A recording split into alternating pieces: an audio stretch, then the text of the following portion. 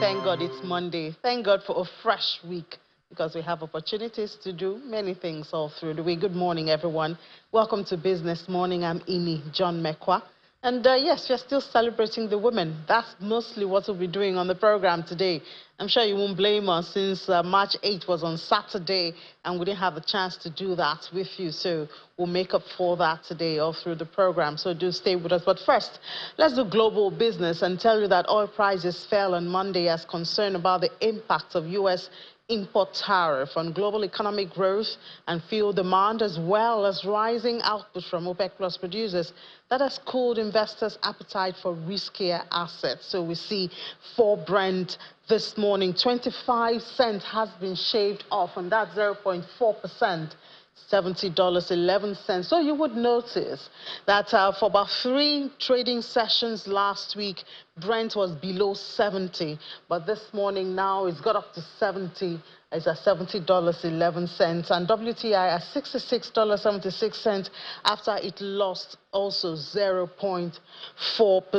WTI declined for a 7th successive week and the longest losing streak since November 2023, while Brent was down for a 3rd consecutive week after President Trump imposed the delayed tariff on its key oil suppliers, Canada and Mexico, while raising taxes on Chinese goods. China retaliated against the U.S. and Canada with tariffs on agricultural produce. So oil prices clawed back some losses on Friday after Trump said that the U.S.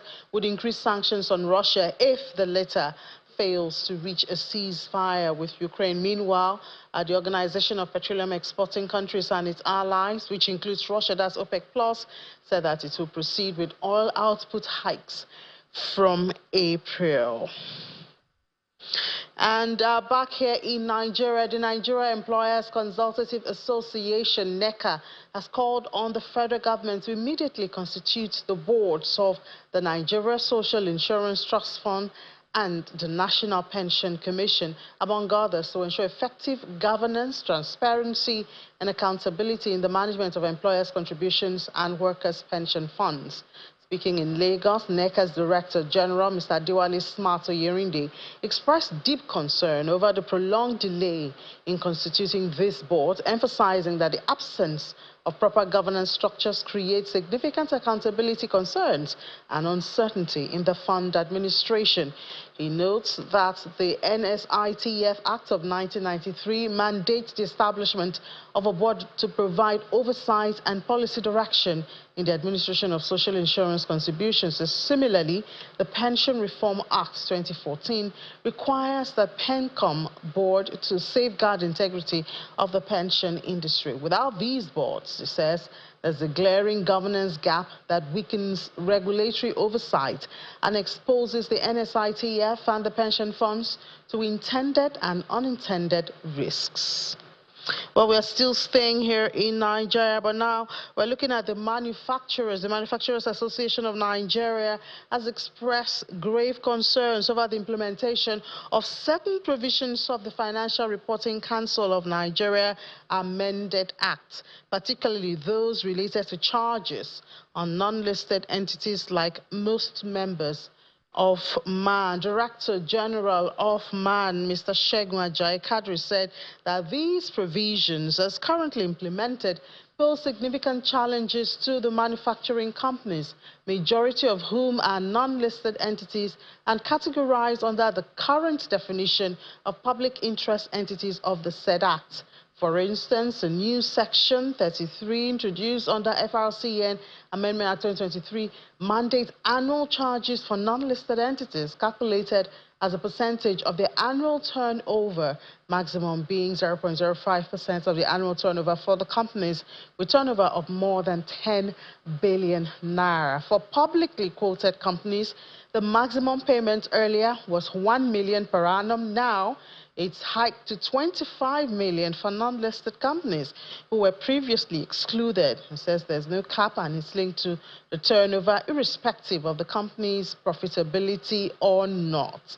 And this is a worrying fact for MAN.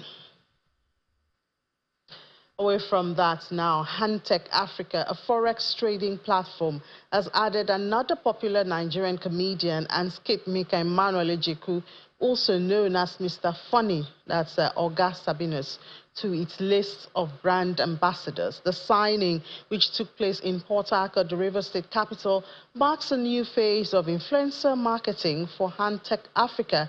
According to the company's Chief Executive Officer, Managing Director, Mike Fowokwe, the move is aimed at attracting young and ambitious Nigerians. In an event that can be described as witty, yet impactful for Hantech Africa Limited, a subsidiary of Hantech, known for its online forex trading platforms, Hantech Market and Trade, the company officially welcomed its newest brand ambassador. The highlight of the day was the signing of a memorandum of understanding between Emmanuel Ejeku, also known as Oga Sabinus, and Hantech Management, solidifying his role as their latest brand ambassador. He's always an investor. Speaking shortly after the event, the Managing Director and Chief Executive Officer elaborates on the brand's vision and the significance of having Oga Sabinus on board. We'll be looking for the strategy to connect with Nigerian youths, and Sabinus has a lot of youth following him, and we could leverage on its circle of influence, the platform, to reach out to these youths, coming together with one of the most influential figures in Nigeria, who youths are crazy about. It's a very good thing to reach out to them using this platform and give them quality education for free. Hantech also believes it stands out in forex trading. Hantech Africa stand out because, one, we are the most transparent forex brokerage you can find anywhere around the globe. With tight spread, quick deposit and withdrawal, the platform accommodates both institutional traders, corporate traders, individual traders, and the fact that we empower not just the youth, but we empower the public. We offer free training, both online training and physical training, for all participants, prospective clients as well. Their newest brand ambassador echoes this belief, expressing his excitement in his signature comic style. Okay, my people, I invite you now anywhere on a day. Open your eye.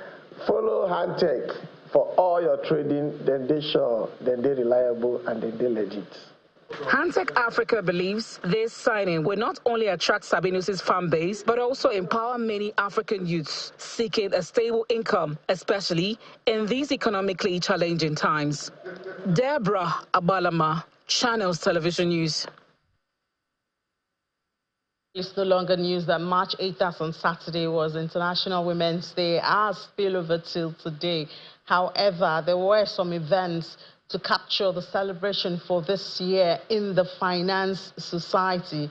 And so the NGX, Nigeria Stock Exchange, joined in that, as well as iInvest. I know you know them now if you trade online. Well, Lad Williams put together this report from both companies. The Nigerian Exchange Group and its subsidiaries joined the rest of the world in commemorating the International Women's Day, a global celebration of the achievements, contributions, and progress made by women across all sectors. As the Minister of Art, Culture, Tourism and the Creative Economy, I have witnessed firsthand the transformative power of these sectors in driving economic growth and in social change. However, the reality really does remain the same across the industries, boardrooms, markets and homes. Women continue to face barriers that limit their potential. Unfortunately for all women, not everybody has the digital DG as their head. So we need to encourage more industries, more private sector players, more government. We need to start with government first of all and at least get that 30%. For the NGX, this is not just a celebration, but a commitment to continuing the journey of creating more inclusive environments for women in the financial and business sectors. We are committed to equality. In fact, if you look at some of our entities, you find more women, representation than otherwise. It's something we take very seriously. We've been in partnerships that, straddle several years with organizations like the IFC, like the UN, and as I said, a day like this reminds us of how much more we have to do. Still in the capital market, investment platform iInvest also took out time to celebrate women, emphasizing the role of women in wealth creation.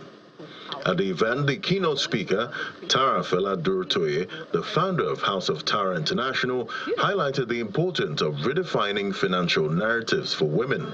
We have some mindset shifts that need to take place around money. And because we've been acculturized to see things a certain way, there has to be some unlearning and relearning, some learning and some relearning, some learning and some relearning, to say, I'm not going to wait for a man to come and make me rich. No. I'm also not going to wait for my father's estate to make me rich. Toby Olushoga, the Chief Operating Officer of iInvest, stressed the crucial role of shifting mindset in unlocking true financial empowerment. Money it gives us the power of choice. It allows us to make decisions to live the life that we truly want to live. Mindset, that's where it starts. Everything starts in the mind. If you don't believe you have the ability to make wealth, then you really can't make it happen. And momentum, it's just small, consistent actions that lead us one step closer to our goals. As the capital market celebrates women this year, participants agree that financial literacy is critical for young girls so that when they become women, handling finance prudently becomes second nature. As said by Claire Booth Lucci, American author and U.S. ambassador, a woman's best protection is a little money of her own. Well, a lot of things, a lot of conversations have been going on all through, I think since Friday, leading up till today. Most of them will end today. So let's bring up some of those issues and a whole lot more now with Princess Layo Kelwo. She's the Chief Executive Officer of Faye Limited. Princess, good morning and welcome to the program. Good morning. Happy International Women's Day. Same here. So a lot of things came up there. We hear of culture and the hurdles that culture perhaps puts in the way of women. And then Tara Drotoye there was talking about we don't have to wait for men to make us rich. And I'm like, I think that mindset is far gone, waiting for a man to make you rich. Maybe I'm in another circle, No, I think I agree with you.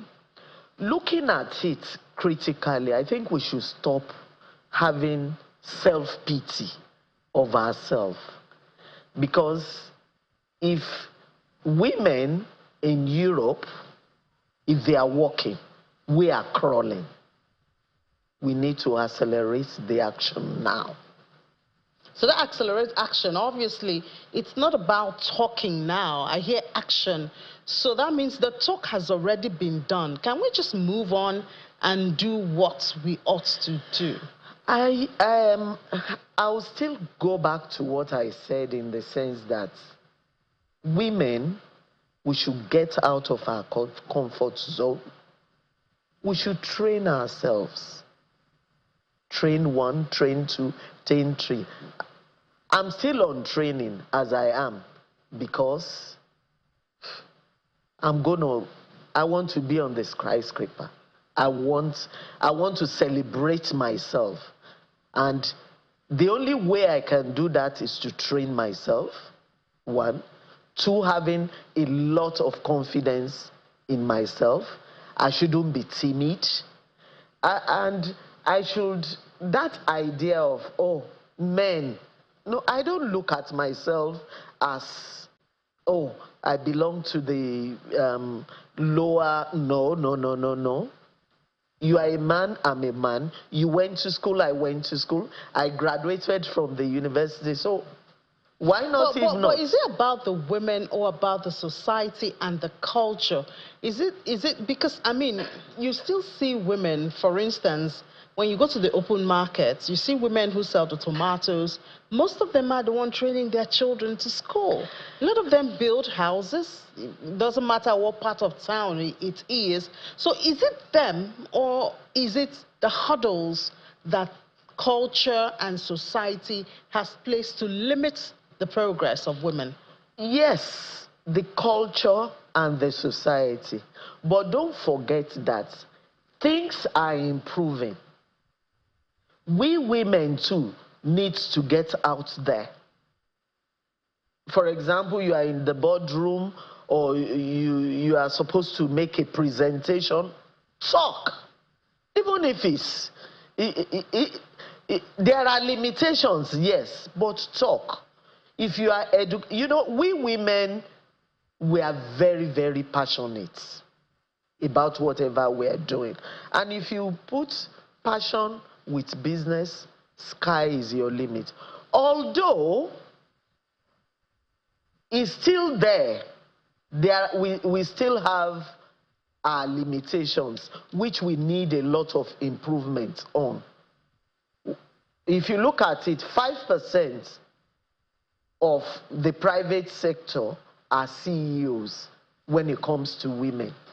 So we still need a lot of women inclusion when it comes to management. For you, you're a manufacturer. Yes. Tell us from your personal experience, was it difficult? Has it been difficult for you as the CEO of Faye Limited, doing your business, when you compare it to your male counterparts?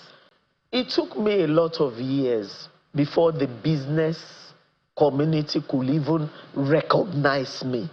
It took a lot of work. It took a lot of thinking outside the box. What have I done wrong here? What do I need to improve on? And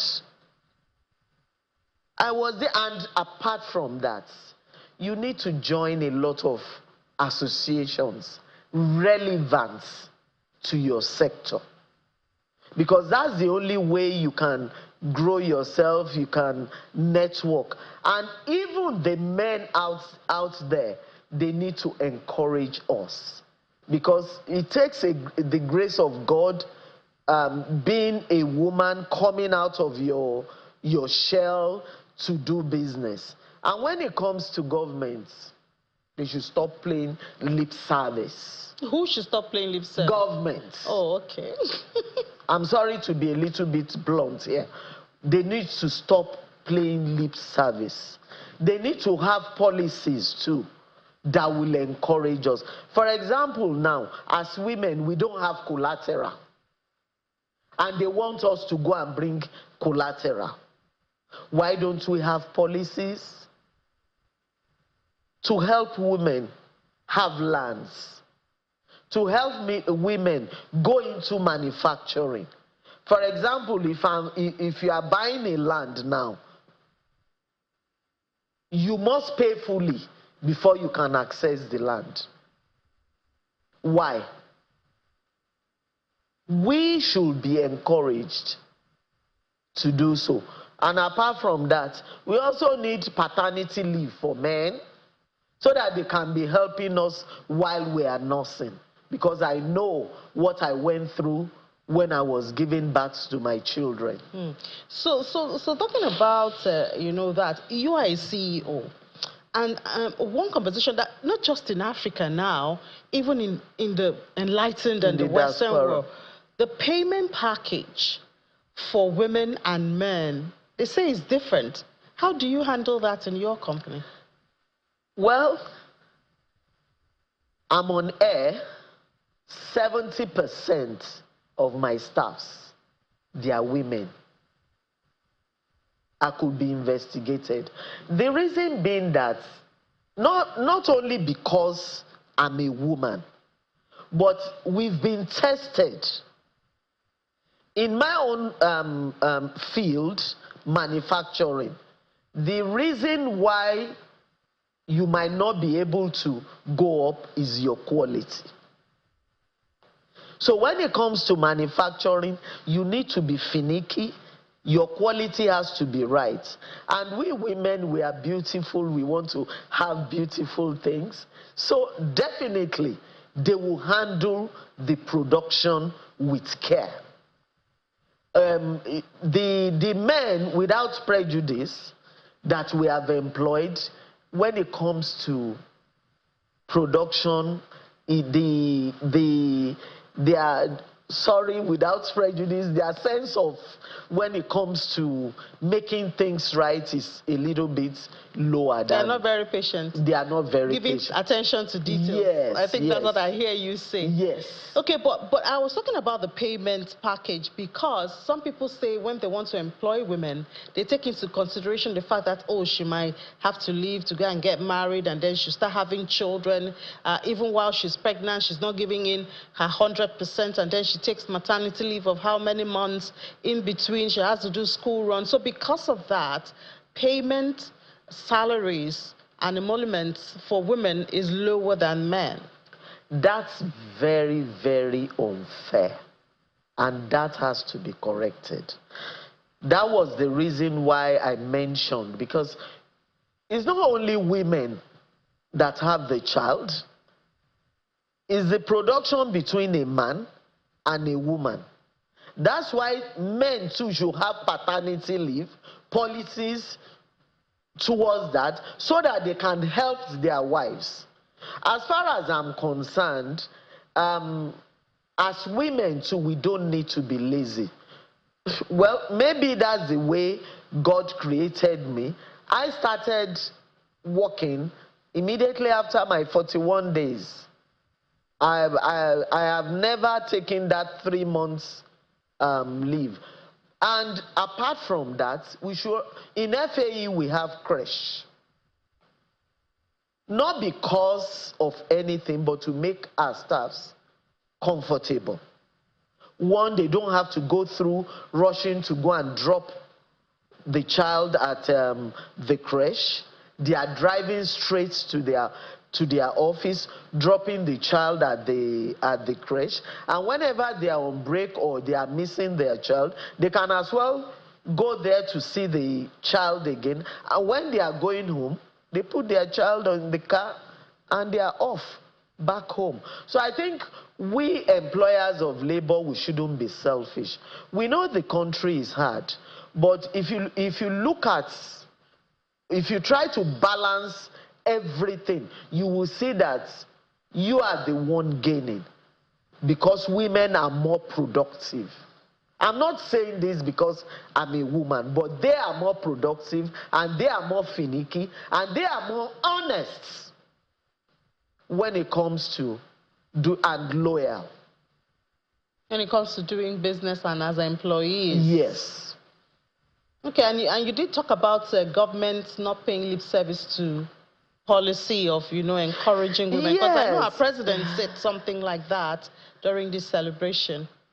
Well, I don't want to dive into politics because I'm not a politician. I want to remain being an industrialist. But there are so many incentives that has been rolled out that we don't have access to as women. And we also need training. Free training. If they educate women, according to my research, Nigeria will gain almost about $7 billion educating women, especially when it comes to technology. So governments too should be sincere. We know that all over the world there are problems, and we empathize with them. But they need to also bring their searchlight towards women and encourage them. But are we women doing enough? We are doing enough. Because when you look at it, there are so many women, the Okonjo Iwealas, the Moabudu. But there are few compared to the men. Yes, that's why I said 5%. That's why we need a lot of encouragement. And on the women's side too, we should stop empathizing. We should stop empathizing ourselves and, oh, I'm a woman, I can't do this, I'm a woman. No, that is not even in my own dictionary. All right, Princess Layo Kowo, thank you so much. You're welcome. For this passion, and I know that we all have it, all we women, we have this passion in us, and it's just for us to put it into the right, direction. All right, so thank you so much for being a part of this celebration of International Women's Day for 2025. Thank you very much. We appreciate your time. And thanks for having me. Women, we are moving train unstoppable. Unstoppable. Thank you. All right, let's take a break now. When we come back, also there was the Commonwealth Business Africa. That's happened in the midst of all of this celebration, and it's also led by women. Let's have that story. Members of the Commonwealth Business Women Africa, CBW Africa, have invited friends, associates, and leaders in various fairs for their 2025 summit. While building on the global celebration of International Women's Day, this meeting has the theme, Synergies for Sustainable Prosperity, Uniting Trade, Health Innovation, Technological Advancement, and Clean Energy Solutions in Africa. Together, we will explore how we can create synergies among these critical areas, ensuring that women's voices resonate in these discussions. We must confront the challenges head-on. Women are often sidelined in decision-making processes that affect our lives and our communities. We need to raise our voices and demand equal representation, and that means we have to be skilled. One of their friends is the Minister of Arts, Culture, Tourism and Creative Economy, Hannat Musawa. Her concerns are around the limitations rooted in cultural roles and practices. My challenge is to ensure that we can tap into that culture as a bastion of our strength, as a bastion of our unity as a people. While Nigeria's rich cultural heritage has focused some of the continent's most creative entrepreneurs, it has also posed challenges, particularly for women, in breaking free from traditional roles. Traditional roles, there are many traditional roles that we can tap into that will empower us as a people and as a community. But there are some traditional roles that we have to negate in order to ensure that we're able to empower ourselves as women and break free from those shackles that continue to hold us down. The wife of Lagos State Governor, Ibijoke Sanwo-Olu, has a broader view. Distinguished guests, I boldly state that women-owned businesses remain a formidable force in Africa's economy. Despite this, challenges such as limited access to finances, markets, and digital resources continue to hinder their full potential. To address these challenges, we must strengthen intra-Africa trade through the African Continental Free Trade Area and ensure that women-led enterprises are prioritized in trade policies, funding, and market access. Similar conversations continue at the three-day summit with more perspective and ideas set to be shared. That's right, it's still Women's Celebration IWD for 2025. Let's speak to, we just spoke to Princess Okowo there. Let's speak to someone from the younger generation and see how they also perceive this. We have the Chief Executive Officer of Aisha's Food Quest joins us virtually from Kogi State, Aisha Issa. Hi, Aisha. Morning. Welcome to the program. Good morning, Ma. So all of this celebration of International Women's Day and all, what does it really mean for someone in your generation? It's a day to celebrate women and girls, females generally.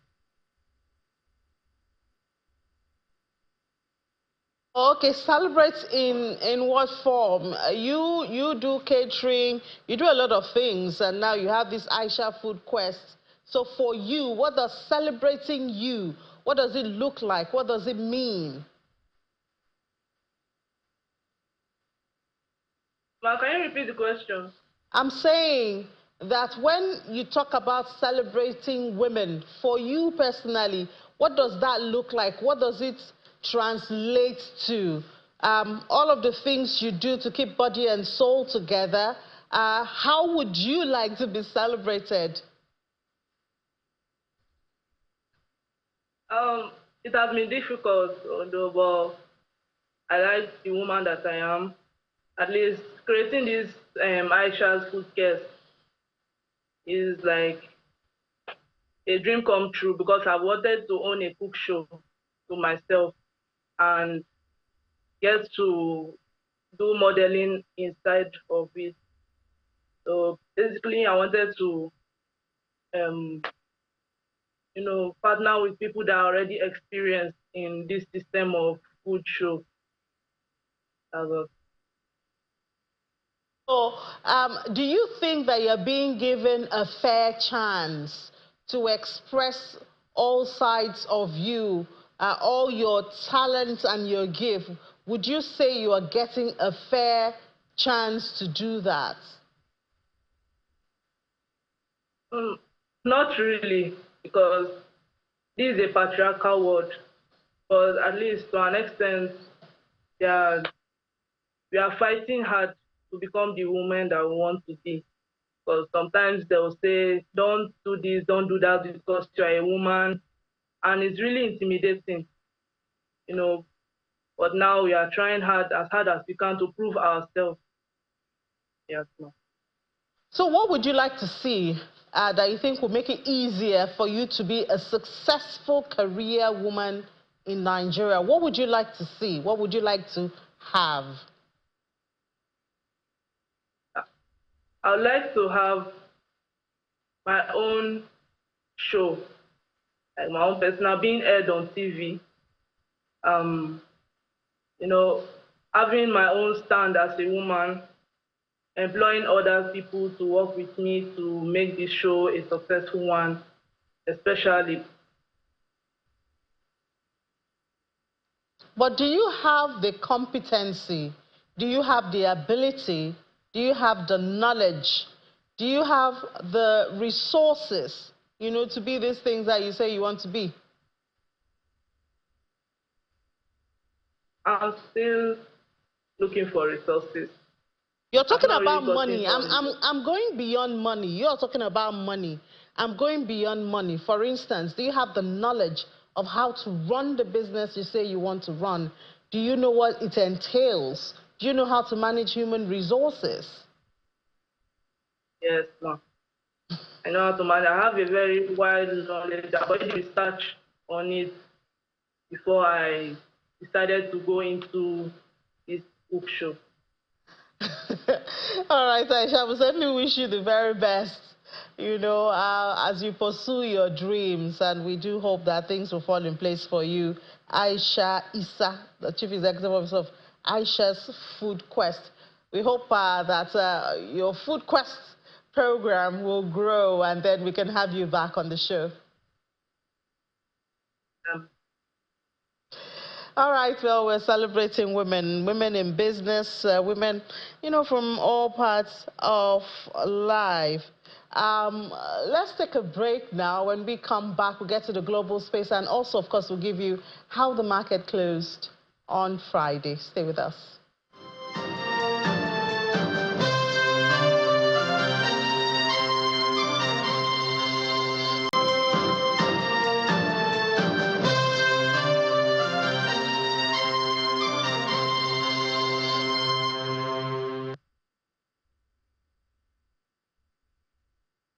Welcome back. While we await Laddie Williams with the global stories, let's tell you how the market fared last week. We start from, of course, the NGX. So even though we saw them celebrating women right there on Friday, but the market was in the red, as you'd have expected. We only had one positive trading session at the close of last week. So the all-share index lost 1.19%, closed at 106,538.60. Equities around 66 trillion, 66.71 trillion. Activity charts we see, oh, I have it right here. Okay, great. So we have, it was more of red as expected. Profit taking is just going on. I've been trying to find out from stockbrokers what's really going on there. This is not Trump's tariff that is affecting our stock market. So, but we saw volume in the red at 1.81 billion, value also in the red, 47.22 billion. Just deals made it up to the green at the close of trade. Our most beloved banking, looking at the sectors now, closed in the red. See, it's a red board.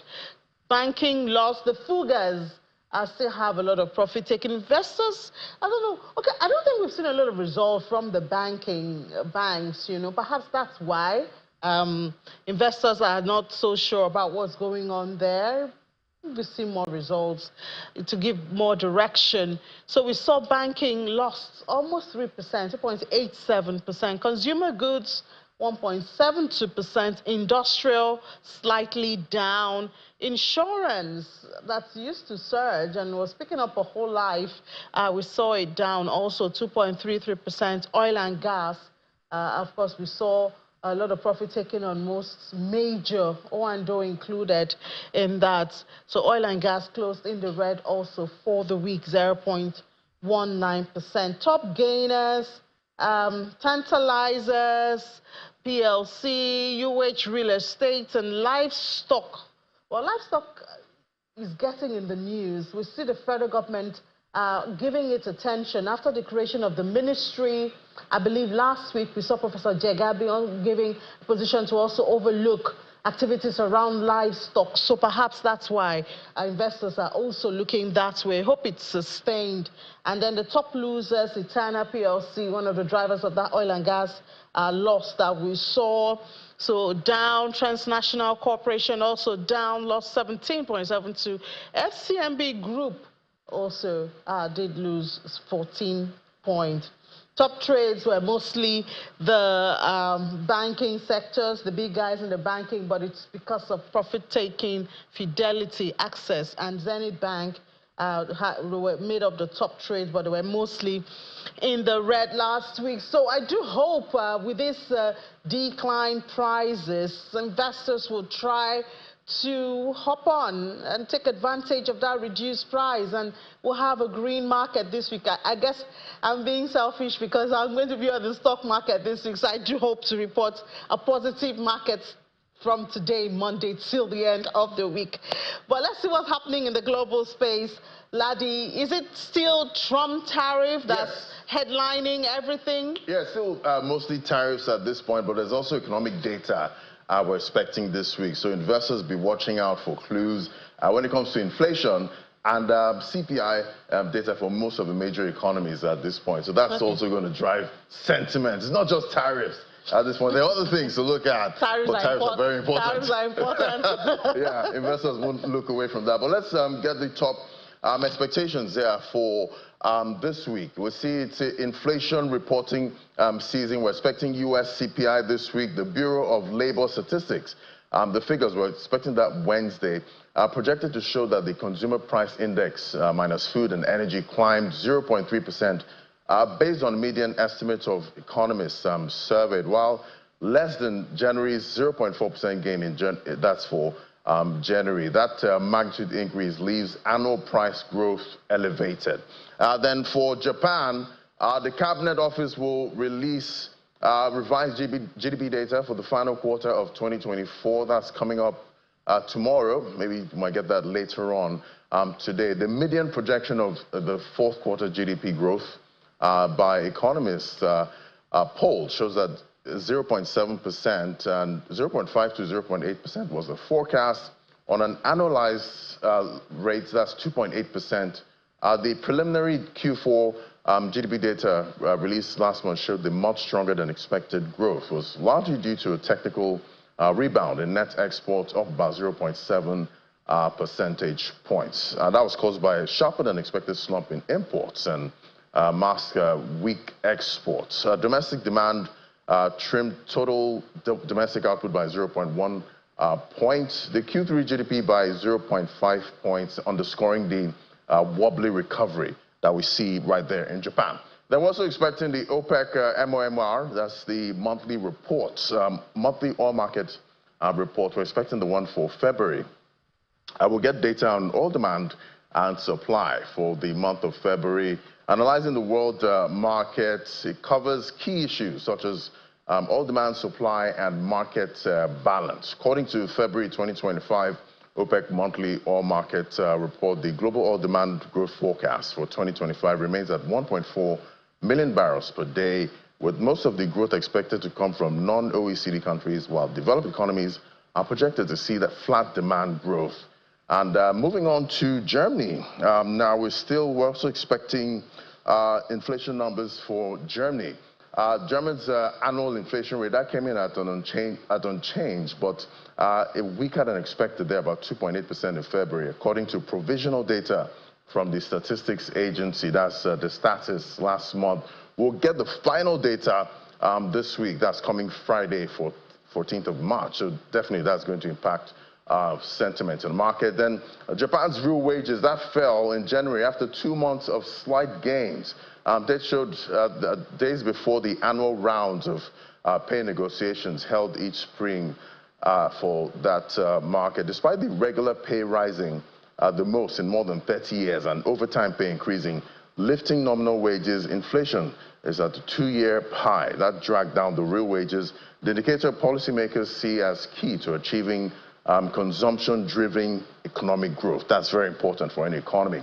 Now, JP Morgan, they've hiked their Eurozone's 2025 economic growth forecast. They've joined Wall Street peer Goldman Sachs to forecast a boost to the euro area's economic growth for 2025 on the back of Germany's fiscal loosening reforms. Similar to Goldman, JPM expects growth to increase by 0.1 percentage points to 0.8% for 2026.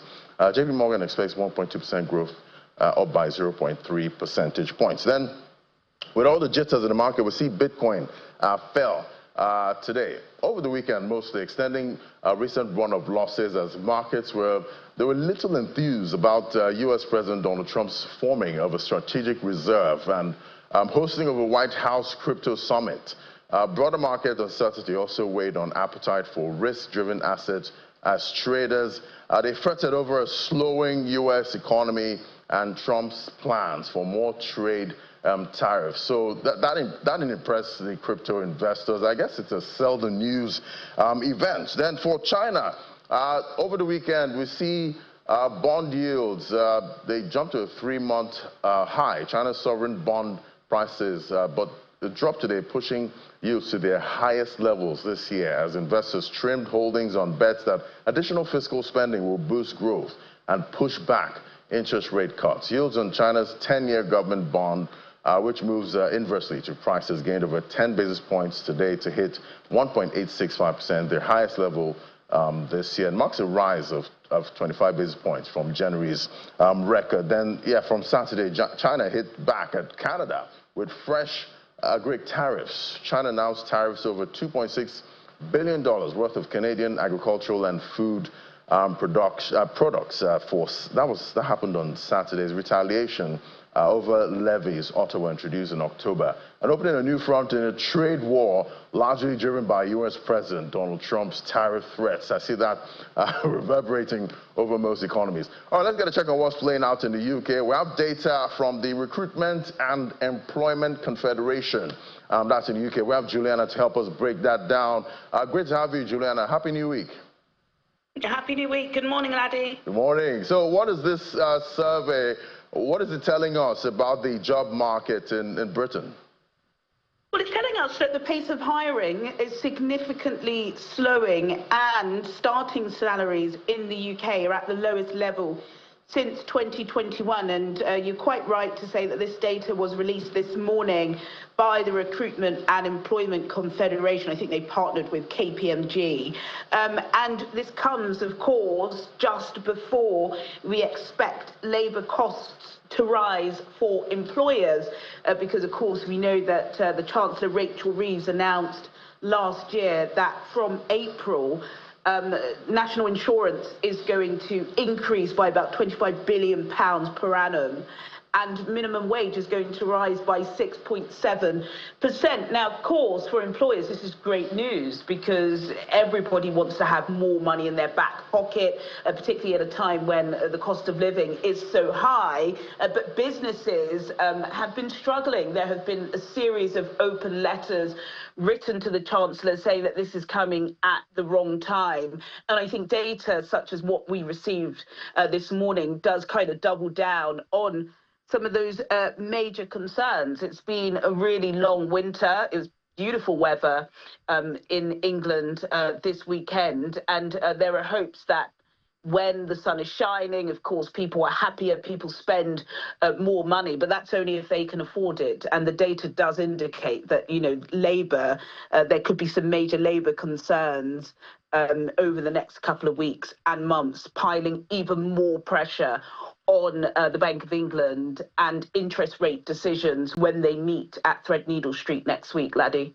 Yeah, so much to expect there, especially with the jobs markets with most of the major economies. But we got more tariff jitters over the weekend. This time is China and Canada. How's the UK responding to, tariff concerns so far? Yeah, it's really interesting, isn't it? I heard you speaking about Canada just now. I'm actually looking at my screen.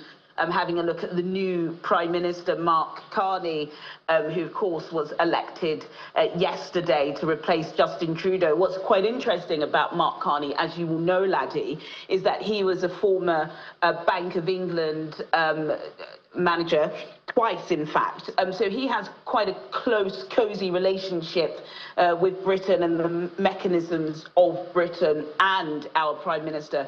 So Keir Starmer, who, as we know, has been doing really well on the diplomatic stage over the past couple of weeks, at a time that can only be described as possibly the most dangerous and complex moment internationally since the end of the Cold War. Now, it does appear on the surface that Britain, considering its isolated location and in the wake of Brexit, may have kind of dodged the, should we say, direct targets from Donald Trump. But absolutely, these tariffs are going to have massive impact on us, particularly when it comes to supply chains and small to medium-sized enterprises. Already, we've got the British hacks hacking through what potentially could be in Rachel Reeves's spring statement, which is due in a couple of weeks. And certainly, lots of the announcements in the spring statement are going to be as a direct result of the fear of these Trump tariffs. So yes, Britain's still very much in the centre at the moment, coming out in all its glory. But, we're barely 2 months into Trump's presidency. So who knows how long this kind of adoration for Sir Keir Starmer is going to last. Yeah, quite interesting. And it's a new week. What market-moving economic data should we be looking forward to in the UK? Yeah, it's a new week, Laddie. Of course, we know that I believe there are talks in Saudi. Zelensky, the Ukrainian president, he is on his way to Riyadh to meet with Crown Prince bin Salman. Of course, this is going to have major market reactions depending on how that discussion goes. I believe Mark Rubio, the Secretary of State for the US, is going to be there. Hopefully it won't be, the fisticuffs we saw in the Oval Office. But apart from that, I think the big one in the UK has got to be Friday. GDP data, the economy is very much limping. So hopefully, it's going to be positive data, but I don't think the markets have priced that in. Right, so much to expect this week, definitely. We'll see how the markets react later on. That's at 1 p.m. Thank you so much, Juliana, for the details. Thanks, Laddie. Yeah, so there you have it. inflation reporting season. Definitely investors be watching out for the numbers that come out in the major economies. We also have UK GDP coming up this Friday. And I'm sure investors are still, trying to find some kind of hope in most of these risk assets that they like to invest in, hoping they get good returns, in 2025 with all of the somewhat negative news we're getting. Yeah, so Ladi, far. on Friday I had a conversation with someone from the crypto community, and I asked her, has the crypto community lost faith in Trump? Because, the crypto community was really, really excited when Trump won. We remember when that result came out, the market surged. And then we now start hearing talks about the U.S. keeping its reserve in cryptocurrency, and that was also exciting. But unfortunately, now when the executive order that the reserve was actually going to start, I think we now saw the reality of it. I think what she said was they now realize that it's not like the United States is going to start buying crypto from source. They're waiting for crypto that has been seized, looted. Yeah. That'll be put in the reserve. Exactly. So it doesn't really move the market. It doesn't really increase the demand in the market. So how does it now, Or maybe the crypto investors are just expecting too much from the U.S., at this point, because I feel like it's a no-brainer. After President Donald Trump got elected and took office, it's expected. Sell the news. He's in office not now. Even after the meme coin of both Donald Trump and his wife. And the meme coins didn't do well. Yeah, they didn't do well. Quite disappointing. So I guess, help me tell you guys that it's time to face reality. Exactly. Take your eyes off. Maybe it's time for a bear market. Donald Trump. Right. Yeah, we might be at it. But Ladi, another thing that is also selling at this time is the defense sector. So even in Europe, in the UK, I think Juliana also mentioned it. Defense spending going up. Yes, yeah. The defense spending is going up. In Europe, it's also going up. But at what cost? That's the thing, because that money would have to come from somewhere. And one other sector would have to be deprived, for that spending to go into defense. Even though the stocks are doing well, for instance, in the Europe, but what about the people? What's going to happen to their welfare, social spending? And the citizens are okay, with government trying to raise revenue, but they don't want to hear about higher taxes.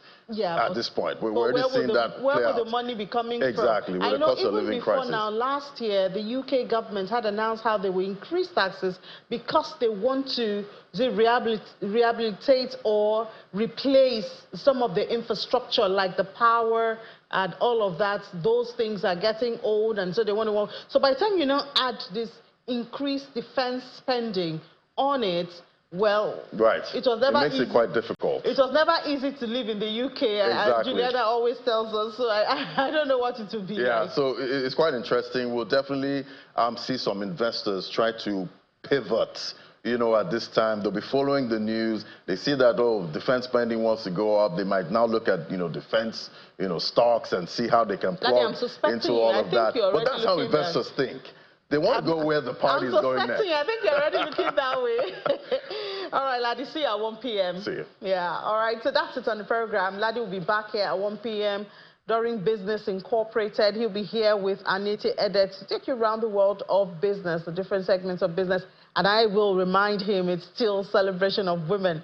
I hope he has that planned. But that's it from me. I'll see you at 10 p.m., the 10 p.m. news during the stock market report. And I do hope it will be a green week at the NGX. Bye-bye.